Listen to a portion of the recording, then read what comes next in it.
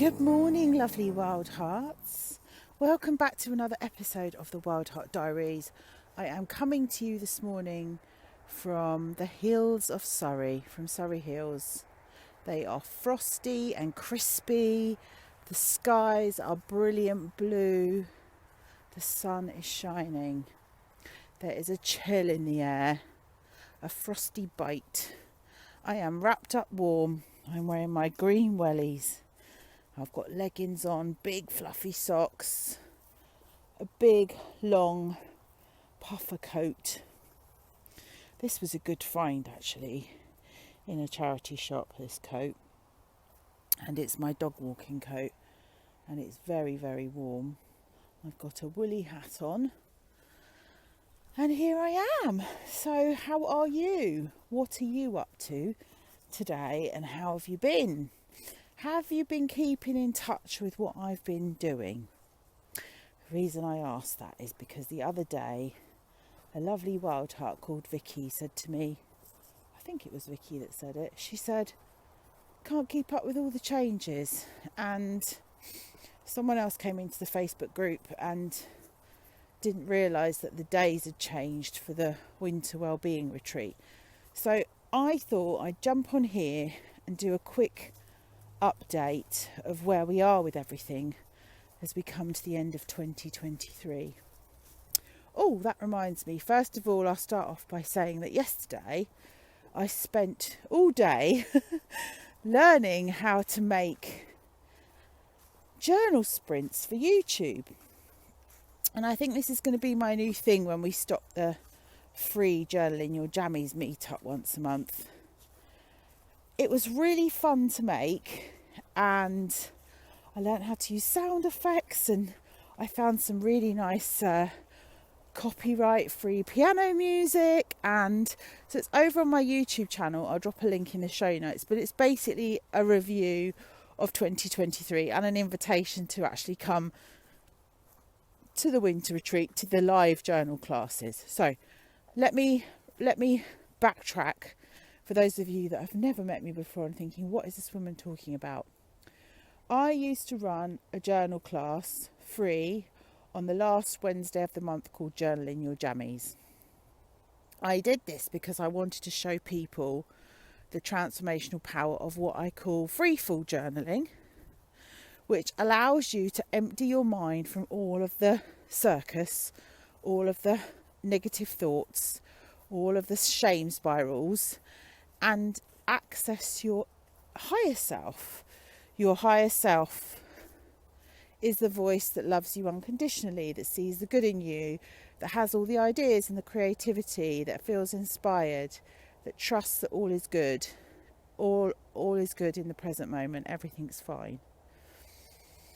Now I stopped doing that because I just wanted to do it for a while to get people on board, and I've managed to create a community of 100 people, so generated some interest, which is good.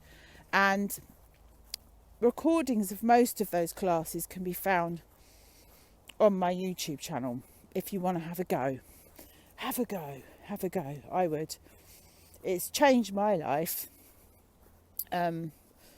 Obviously that's not the answer to healing from childhood trauma and being in toxic relationships, but it is a powerful tool that you can use in the background whilst you're in therapy, whilst you're doing whatever you're doing to heal, to create that all-important connection and relationship with yourself. So the last one of Journaling Your Jammies is next Wednesday, which is the last Wednesday in November. Come on, sausage. My little Mo's bringing up the rear. Oh, he's actually broken out into a gallop this morning. Are you in a gallopy mood, Mo? Yeah. Yeah, so Journaling Your Jammies ends in November, and so what will replace that is I will still post journal prompts and videos on YouTube, and I will still come on here and chat to you. So that's how we can converse. And of course, the best way to keep in touch with me is through my newsletter, which if you go to the homepage of my website, smileyforlife.com, you will see that currently when you sign up for the newsletter, you get a free training called How to Get Your Sparkle Back.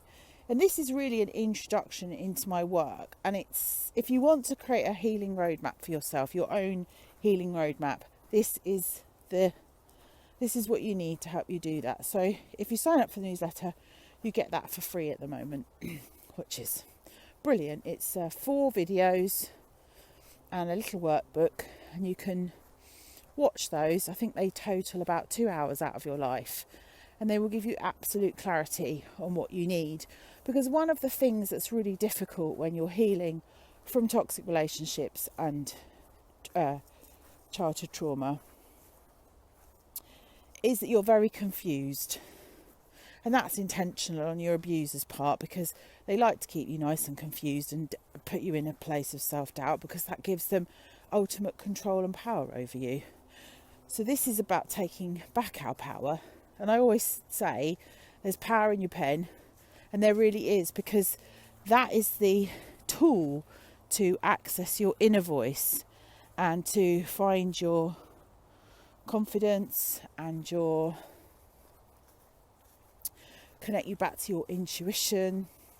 Like, all of that pretty much gets knocked out of you when you're in a relationship with a toxic person. I'm going to talk more about what a toxic person is a bit later on. I feel we need to clarify what that is, because a lot of people don't realise that they're in toxic relationships, and a lot of people don't realise they're being abused.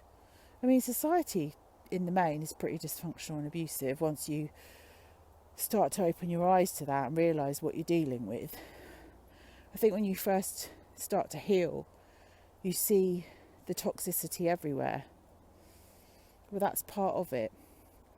And then you work your way through the darkness, and you come out the other side and realise that, you know, you are the light, and it's about keeping your light shining brightly regardless of what's going on around you, really. So it requires a lot of courage and a lot of emotional resilience, I would say. So yes, please check out my free training, How to Get Your Sparkle Back, Your Light Back, and know that none of this is your fault. Most of us who find ourselves in toxic relationships in adulthood were primed, were groomed for that as children, because we were being abused and in dysfunctional homes where there was a lot of unhealed generational trauma. So that's where we are with that. So we've got the free training, the newsletter, the free workshops. Journaling Your Jammies are stopping at the end of this month, but there still will be YouTube videos, and there is also paid for workshops now. So currently called the Winter Retreat, we are meeting up on Tuesdays and Wednesdays at 8 o'clock. Selected various dates. I am doing it in December, but not around the Christmas period. So if you want to come to December, I think it's the first 2 weeks of December, we've got classes running. We started doing them on a Wednesday because that was the day that Journaling Your Jammies was on, and I just assumed that that was a day that worked for everyone because they could come to that class. And then we took a vote in the Facebook group and decided that we'd make it Tuesdays and Wednesdays, because people couldn't always do Wednesdays for some strange reason. I don't know why that was. So we changed it. So we're sort of alternating and mixing it up, and we'll just take that through to the end of the winter, so to the end of February, after my birthday. And when the spring comes around, we'll review that again and see where we're at and what we want to do with that. I think possibly at the moment, given the current numbers of people that are coming once a week, is too often, which surprises me, because I was going to make it a weekly thing, because I was thinking you can come to 4, you can book a block of 4 sessions for £80. If you book them separately and book them through Eventbrite, they're £25 each. And I was thinking, that's 4 group coaching sessions a month for £80. That's probably equivalent to like 1 therapy session or 1 coaching session. So I thought that was an absolute bargain. It was really good value. And I think the reason why I put it down as weekly is because you need that consistency when you're trying to create new habits and form a relationship with yourself. You need to make that commitment to yourself and come weekly, because what you'll notice is, and this is what people who did my 30-day journaling challenge noticed, as you come more regularly and you increase the intimacy and you effectively mend that fractured connection with yourself, which is what trauma does, it disconnects you from yourself, you start to get triggered by it and your stuff starts to come up. And that's what we want. We don't want people getting triggered and running off. We want people getting triggered and staying in the room, if they're able to, in a group situation, and working through their triggers, because our triggers come up, they help us. They're showing us where we need to heal.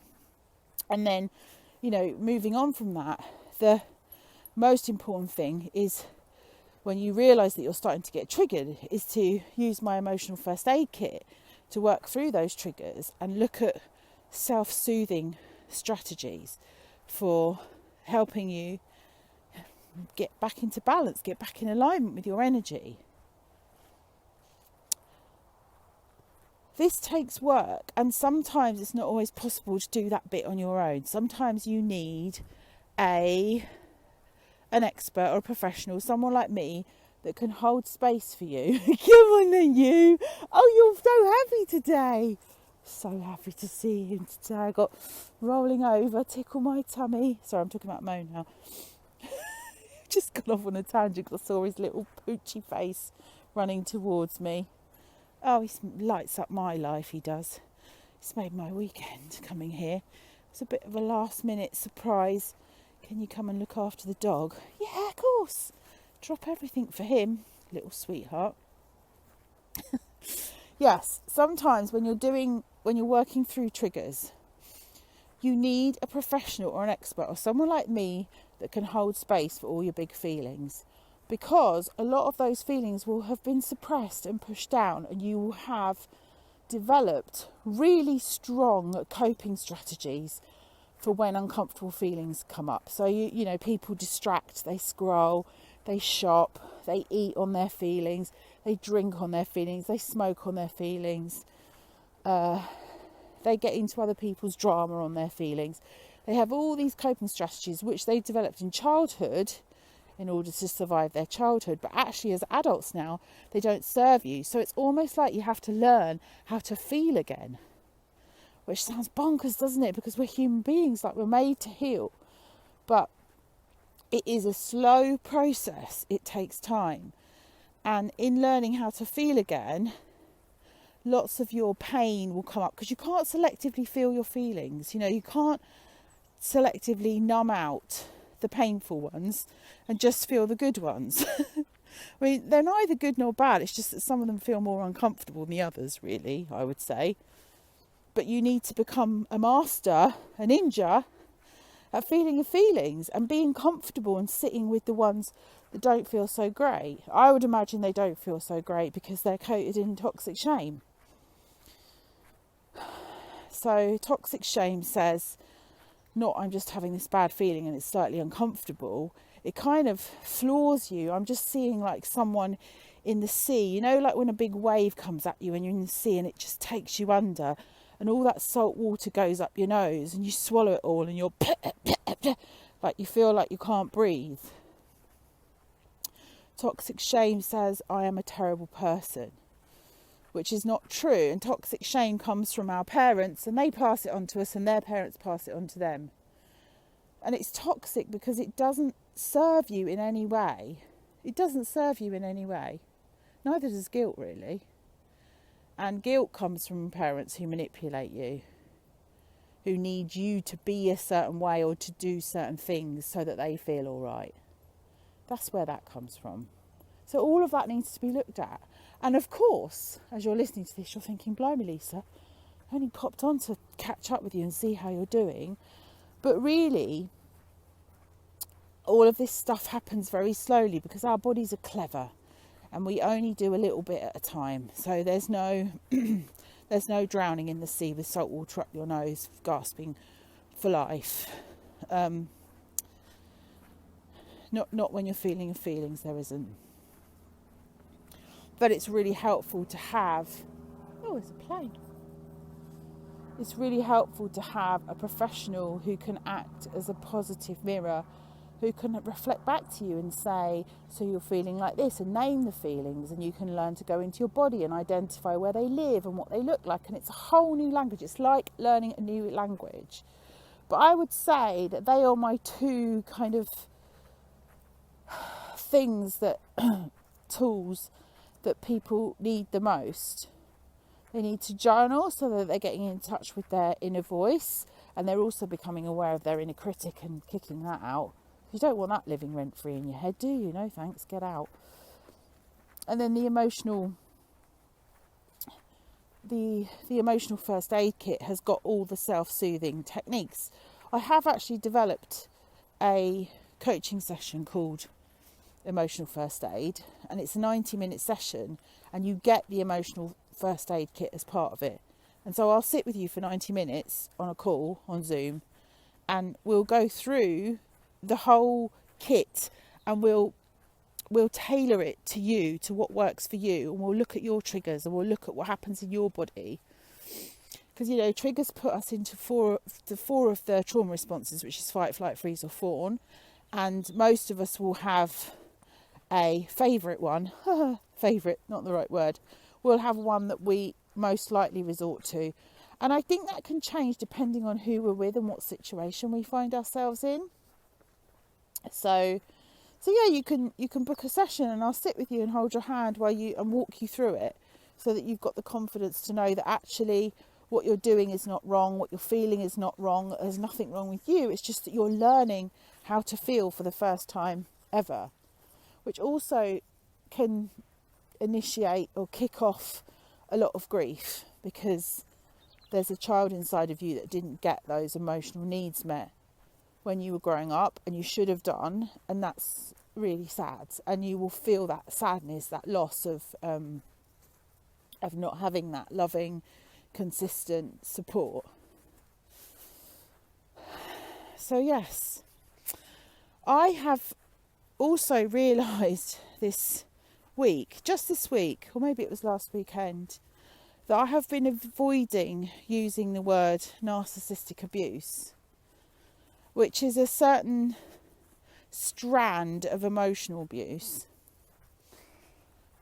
And the perpetrator comes from the cluster B personality disorder group. The cluster B personality disorder group is a naming convention which is developed by the DSM, which is an American psychiatric book where clinicians can look up, tick boxes and say, you've got this, this and this criteria, which means you need this, this and this treatment. It's very clinical and not very human, because we are more nuanced and complicated than a list of tick boxes. You know, it's like when you go and get assessed for ADHD or whatever kids are being assessed for a lot these days, and you tick a load of boxes, but they are boxes which talk about your behaviour, your human behaviour. And all of human behaviour is driven by feelings and thoughts and beliefs. And most of our thoughts and beliefs are created in childhood, usually before the age of 7, because that's when our brains are like clay or like sponges, and we absorb, you know, what's going on in our family of origin at that time. So I have avoided using the cluster B personality disorders, even though I have a PhD in them. All joking aside, I've done extensive research on them because of my own healing journey. Now, what we have in the cluster Bs is we have, up the severe end, we've got psychopathy, so psychopaths. We've got narcissists, narcissism, and then we've got borderlines and histrionics.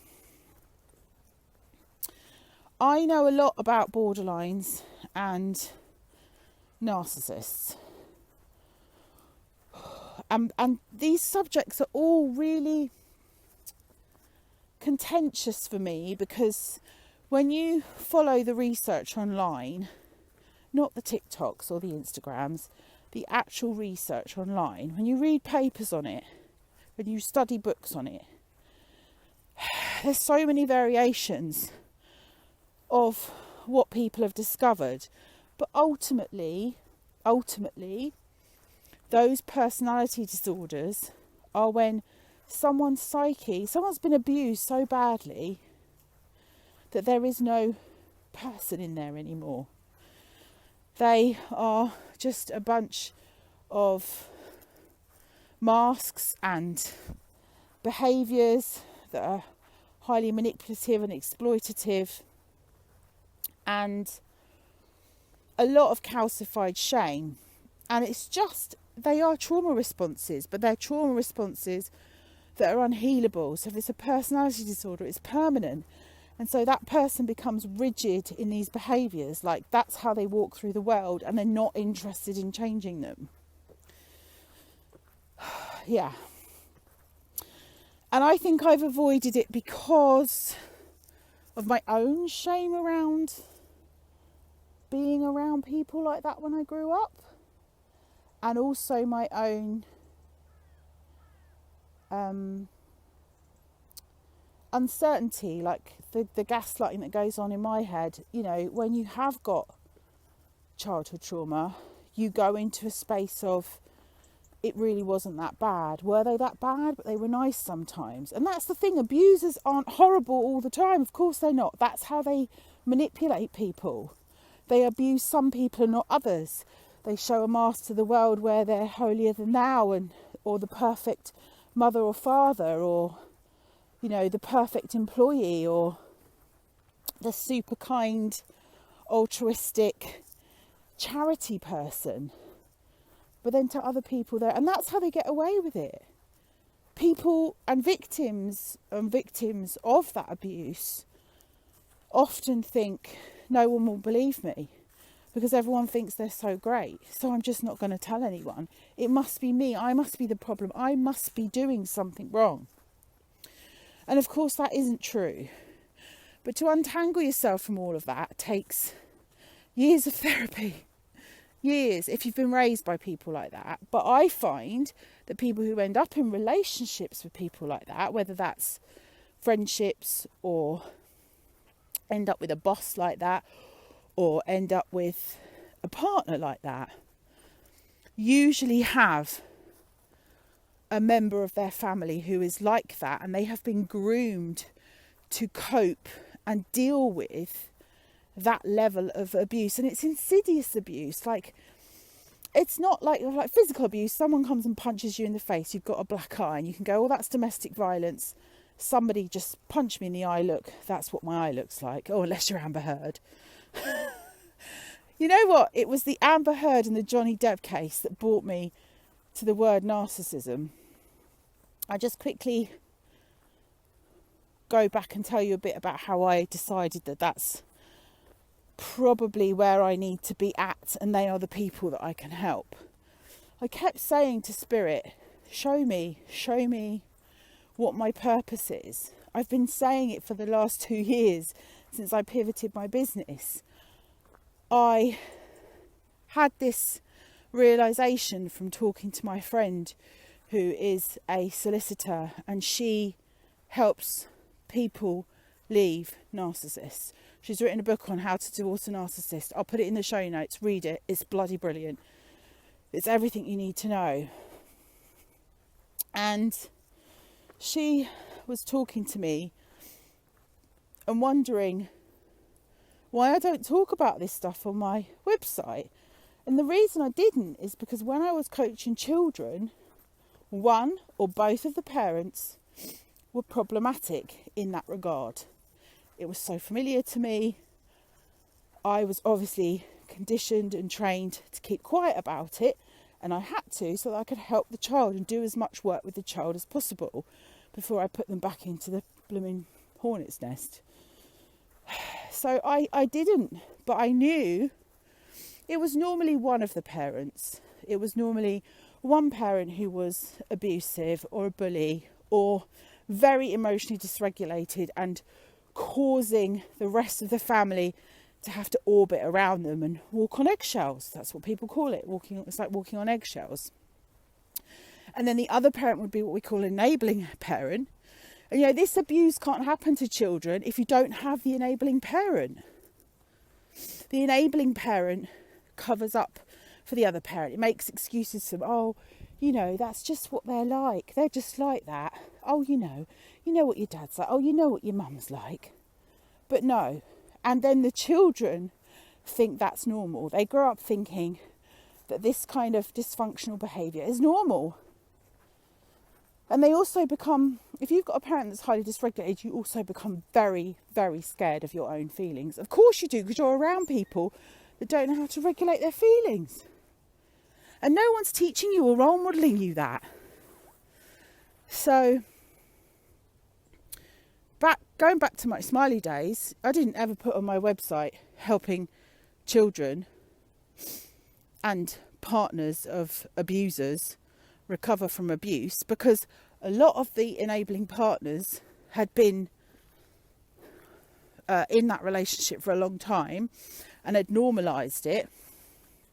It's like the analogy of putting a frog in a pot of boiling water, right?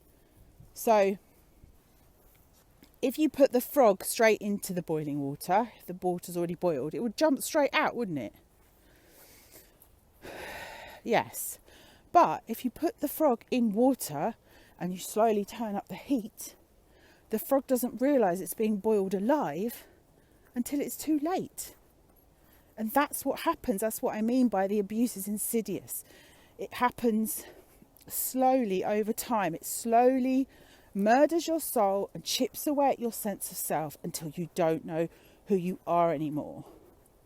So partners who are with people like that often have to become quite narcissistic themselves or adopt narcissistic tendencies in order to survive in that relationship, and consequently the kids do as well. I know when I went to therapy, I had a lot of what you call narcissistic and codependent fleas. Like you're catching them, their learned behaviour. And in therapy, a lot of the work I've done is around de-fleeing myself. So yes, it's totally unpleasant. I mean, de-fleeing is kind of a nice way to describe it, really, because it's horrible. Like, those families are like, imagine a juicy apple, a red juicy apple, and you think, and then you cut it open and it's just full of maggots. And those families are very, very concerned with appearance. And that is very typical of the area of England that I live in, where everything is about money. It's very materialistic. It's about what car you drive. It's about how many cars you drive and how many homes you've got and where you go away for your holiday every year, and where your children go to school. It's all about status and money.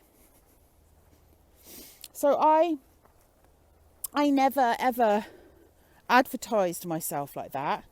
I advertised myself highlighting the issues the children were struggling with if they were in that relationship. And what's hard for the child is they sit in the energy between the mother and the father. So even if the mother and the father aren't together, they still sit in that energy. And it's super, super toxic.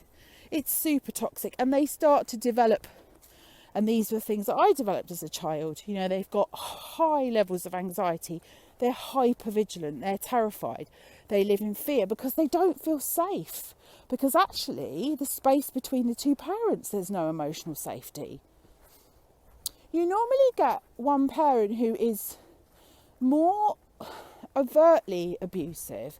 Like, it's quite obvious that they are an abuser to a trained eye, not to the outside world, because they would never show that. And then the other parent can often seem more meek and mild and kind of under the thumb and downtrodden. But actually, when you look at it, there's something in it for that other parent, and they ain't leaving. And then for me, both parents are then as bad as each other, because they're choosing to stay in this dysfunctional connection, which is killing themselves. Not if you're a narcissist or a borderline, because I have to be really careful with the term borderline, because borderlines are often misdiagnosed, and online borderlines are given a really hard rap. But I think And some people think you should do away with the term borderline because they think it's just a really severe version of CPTSD, complex post-traumatic stress disorder. I know when I went to therapy, I kept saying to my therapist, am I a borderline? Am I a borderline? She was like, no, you're not borderline because you're healing. A personality disorder, remember, means it's permanent.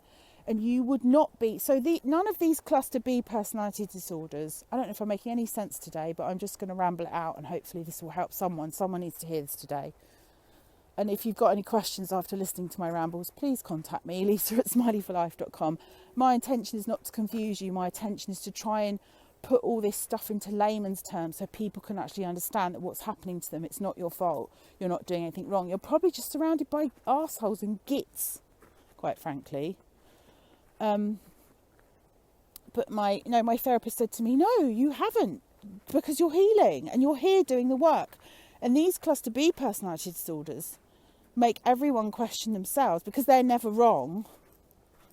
They're never wrong. They never do anything wrong. It's everyone else around that's the problem. And they don't go to therapy. And even if they do go to therapy, and sometimes they go to therapy just if they're about to lose everything, just to placate the other person. And they never stick it out and they never change. And they're not interested in changing. They just want to control and, undermine and belittle and,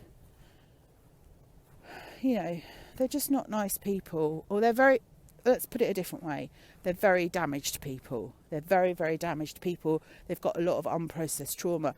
And they're cowards, really, because for you and I, who are doing this work, who've got the complex post-traumatic stress disorder, we're incredibly brave, because to face and look at this stuff is all the stuff that they didn't bloody want to look at, because it's too painful for them. They'd rather die on the hill of being right over having a relationship with their children or over having a relationship with someone and changing the way that they do things, even though they know that the way that they behave is unreasonable and wrong and morally incorrect. So they know, but they just don't think the rules apply to them. They're so superior and entitled. So superior and entitled. So yes, I was reluctant to use the word, and then my friend, who was a solicitor who wrote the book on narcissism, asked me why I wasn't. And I sort of sat and thought about it, and I said to her, I don't want all the cluster Bs coming at me. She was like, they won't even know you're talking about them. They'll think, oh, that's not for me. Because remember, they don't think there's anything wrong with them. And then I laughed and thought, oh yeah, that's probably true. That's probably absolutely true. Oh, sorry, I had to stop there because we just passed the horses. I don't know if you've been listening to my podcast. There were 3 horses in this field, but the mummy died giving birth this year, and so now it's just the baby and the daddy left. And I just said to them, I'm so sorry that your mummy died. God love them. Just feel so sad. That's it, Pickle. Jump over the log. That's it. Oh, go on, jump. You can do it. Yay, well done. Excellent. Jump. That's it. Go down that way then. I'm going to go this way. Or all the trees have fallen down because some of the trees have got a disease, and so they've had to hack them all down, and they haven't taken them all away. Some of them are still lying in the middle of the field. So it's a bit of an obstacle course today, isn't it, Mo? That's good exercise for us, isn't it? Come on this way. So where was I? Yes, I think it was my own fear, but also I think there was a lot of shame for me. Because, often you can still go into your mind and play the ping pong game of, is it me or was it that bad? And advice to people that think that is when I was working it all out and I started to realise what was happening, I kept a diary of all the things that happened to me that were abusive. And whenever I start to doubt myself and think, is it me? I have to go to the diary and read it. Over the years, I don't read the diary as much, but initially I'd read the diary all the time because it's so easy to lose yourself because you're gaslit and brainwashed and groomed over a period of time. It happens over time, where you totally lose your sense of self. So yeah, but I would just suggest that you start writing things down. Start writing down all the things that they do. Write down what they say, so that when you have those uncomfortable conversations and they start to deny and dismiss and minimise how you feel and won't and have to stick to their own warped reality, you know in your heart of hearts that that is the truth, and you know what happened.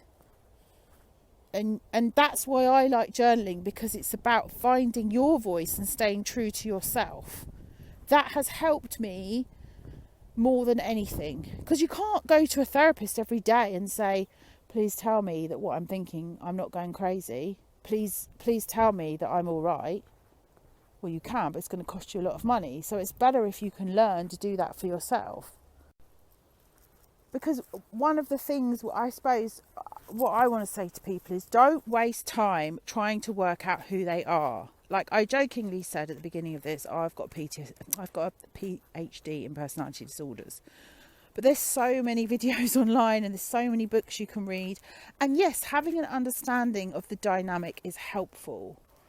But actually it can keep you stuck in your healing, because you get into making it all about them. You can't change them. They're never, ever, ever, or it's unlikely that they will change. No, if it's a personality disorder, remember, they won't change. They won't change. So it's on you to, first and foremost, protect yourself. Protect yourself. You've got to protect yourself. And the way that I would recommend you do that is by not eliciting emotional responses. They feed off emotional pain. They're like bloody vampires. You know, that's yummy for them. Oh, let me see you cry. Let me see you get really angry. Let me see if I can wind you up and make it all your fault. And that's what they feed on. Oh, I must tell you about the builder, what happened with the builder this week, because that's a really good example of a cluster B personality disorder, even though obviously I'm not trained to diagnose anyone, but he certainly span everything around on me. Hang on, I'll just finish this point and then I'll tell you about the builder. And the way that you stop giving them emotional supply, it's called narcissistic supply, is by a technique called grey rock. It just means you become very boring, like a grey rock. You don't talk about anything that matters to you. You don't talk about anything that's dear to your heart. You don't share your vulnerabilities with these people. I swear that's why a lot of people are uncomfortable with their own vulnerability, because they've been around people like this where it's not been safe to share their feelings. That is why. No, that is why. And so you talk about really boring things like the weather. Talk about the weather. Talk about what's on the telly. Don't tell them what you really like, though. Don't tell them your problems. Don't tell them how you're feeling. Don't tell them your fears, because they'll spin it all around and use it against you in an argument. Just be very boring and keep to really neutral topics. Ask them lots of questions about themselves. They love to talk about themselves, and just don't get involved in anything emotional or deep or precious to you. And I would spend as little time as possible with them if you have to spend time with them. Thinking of those of you that have got to spend Christmas with these types of people. Have a getaway plan. I always used to be the one that went to them so that I could leave when I'd had enough. I have a tipping point socially of about 4 hours anyway. After about 4 hours I'm done. So, you know, you take care of you, protect yourself. Also, my emotional first aid kit is a series of tools about how to clean, ground and protect your energy. As a highly sensitive person around these people, it's really important that you know how to manage your energy, because they will leave you feeling like you've been put on a spin cycle in a washing machine. If you come away from anyone feeling confused about a conversation that you've had with them, it's very likely that you're dealing with someone that's not being upfront and honest with you. I mean, they just lie a lot. They lie to themselves, but they believe their own lies. I don't know why I'm laughing. It's just not funny at all. I suppose it's my way of coping with it. So let me just quickly tell you about the builder to finish off, because this is an example of dealing with this type of person. So this week, so those of you that know, developers have descended on my block of flats and come along and decided to put another 2 floors on top of the 3 that are already there. And we're a nice little community, you know, we've got a nice vibe, it's got a little garden, it's all lovely. Now it's going to be like a high-rise block. It actually goes up higher, the scaffolding, than the high-rise blocks behind me, in the road behind me. They're going to build 12 extra flats, which is going to make a lot of money for them, with no additional parking and no lift, because the planning permission for their lift has been refused 3 times now, so hopefully that's done deal and they won't appeal again. I don't think they can appeal again. Anyway, the scaffolders, who are literally animals, they're a certain breed, let's just say, but they are ignorant, disrespectful, rude, and just awful. Anyway, we've been having car park wars with them because the transport plan says they're not to park in our car park with their big truck. They're supposed to park in a car park down the road, and they don't adhere to it. So then we started to park our cars in a wonky fashion so they couldn't get their truck in the car park, but we could get our cars out. Very clever of us, I know. Anyway, I went down, I just about had enough of all the banging and clanging, because as lots of you know, I've got PTSD, and like, it just feels like you're in a war zone. It's horrible. And I have got noise cancelling headphones, and I just tend to turn my music up really loudly and work that way. But obviously I can't see any clients during the day. I can only see clients in the evening at the moment, unless you've got Pocket Coach with me, which is WhatsApp coaching. I can see you any time of day. That's fine. So I was putting my makeup on in the hallway, and I could hear somebody outside in the corridor, because our corridors are very echoey, and I thought, oh, they've come inside. So I finished putting my makeup on, I grabbed my keys, went outside, and they've only gone and plugged one of their bloody drills in downstairs in the foyer. So using our electricity, which we are paying for at the moment, by the way, we're still being charged for maintenance and ground rent while we're living in this block, plugged one of their bloody drills in downstairs. And that isn't the first time they've done it. And I think yesterday I'd got my electricity bill, and obviously it's winter now, so we've all switched our heating on, and the electricity's gone up, and I was just livid. So I think, because this has been going on since the end of May, I had been sitting with a load of feelings around it that I hadn't processed. I just told myself, as a child of a chaotic home would, you just cope with it. You learn to zone out from it. You just dissociate and freeze and get on with it. Pull your socks up and this is where you're living. You've got no choice. And obviously that's probably very triggering for me, because it's reminiscent of my childhood. So that would send me into an emotional flashback. So I unplugged the drill and I picked it up, and there was a spare battery on it. So I sort of balanced the spare battery on it, and I took it outside. And as I walked outside, the bloke said, "Oi, what you doing with my stuff?" And I said, "Is this yours?" I said, "Please stop trespassing on my property and stop stealing electricity from me. You are not welcome in here. Stay out." And I put the drill on top of the bins where he was standing. And as I did so, one of the batteries fell on the floor, and he said, "You've broken that now, you've broken that." And I said, "No, I haven't." And I walked over to him. Sorry, I just bumped into another dog walker there. Like, what's that? Who's that woman ranting to on her phone? So he said, "You've broken that now." And I said, "Give it here." And so I went to take the battery off him to show him it wasn't broken, because I thought, I'm not going to be intimidated by you know what. In fact, I won't tell you what, I will tell you what I called him. It wasn't my finest moment, but the words just tumbled out of my mouth. Obviously I was in control of them. I was very triggered. And he said, "Oh, get off me, don't touch me, don't touch me." And I just, because it's so familiar to me, and this is a technique called Darvo. DARVO stands for deny, attack, reverse attack. Can't remember what it stands for.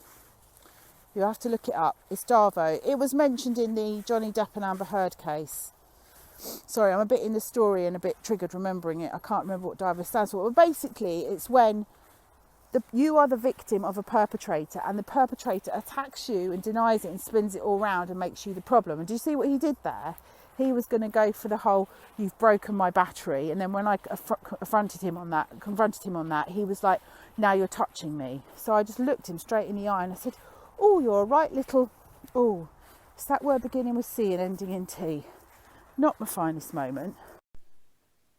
Hello, this is Lisa, editing Lisa, coming in to tell you what DARVO is. Because it wouldn't really be a very informative or helpful podcast if I just shouted random acronyms at you and didn't tell you what they meant. So, DARVO, a manipulation tactic often used by narcissistic or abusive and toxic people when they're confronted about their actions. And it stands for deny, attack, reverse victim and offender. D is for deny. So when the abuser denies their harmful behaviour or downplays and minimises its severity, and the intent is to reject responsibility and refuse to acknowledge any wrongdoing on their part. A is for attack. After denial, the abuser goes on the offensive and they attack the victim's credibility, motivations or character by making counter-accusations or claiming that the victim is exaggerating or lying. The intent is to preserve their self-image and divert attention from them while discrediting and undermining the victim. And then reverse victim and offender, that's the R and the O, RV and O, when the abuser twists the narrative by reversing the roles to portray themselves as the victim and the victim as the abuser. The intent is to regain control, manipulate emotions, shift blame, and garner sympathy from other people. Some typical signs, actually, while I'm here, of someone who is emotionally abusing you. They use guilt, fear and obligation to control you. They give you the silent treatment. They put you down intentionally. Will give you backhanded compliments. They totally ignore your feelings. They use gaslighting and confusion to keep you attached to them. They are very passive aggressive and they make you feel sorry for them to get something that they want. So I probably do a whole episode on emotional manipulation. I have referenced it in the podcast, but I just wanted to come in and just tell you what DARVO meant. And he said, now you're being abusive. And I said, look, if anyone's being abusive, it's you. I said, I've had enough. And I just walked in and slammed the door. And I felt really shaky, actually. In the moment, I was pumping full of adrenaline. And you see, I don't often lose it like that with people. I think I tolerate, and then the top blows off like a fizzy can of pop.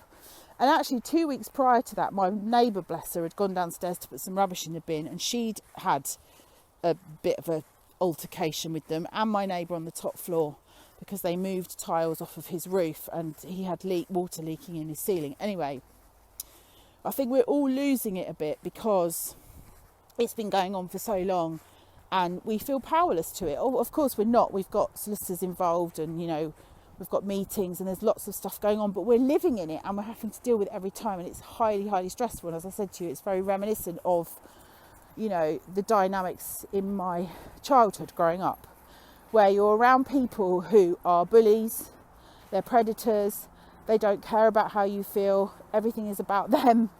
And,